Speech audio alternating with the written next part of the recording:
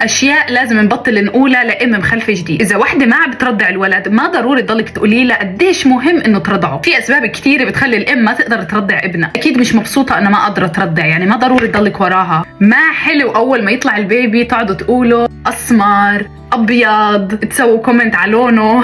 صرنا بال 2025 ما ضروري اشرح لكم ليش الواحد ما بيسوي كومنت على لون البيبي. واذا وحده جابت بنت ما ضروري تقولي لها يلا الحمد لله ان شاء الله ببعث لك الصبي بعدين، زي كانه هي مش راضيه باللي اجاها.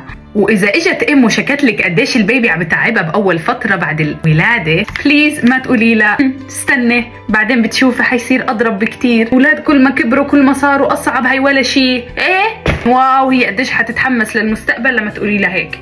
اذا زرت ام دوبا اللي مخلفه ما ضروري تحطي كومنت على جسمها، يعني ما ضروري تساليها امتى حتنزل وزنها. مره واحده لما كان لي اسبوع مخلفه قالت لي ايه مبين بعدك حامل.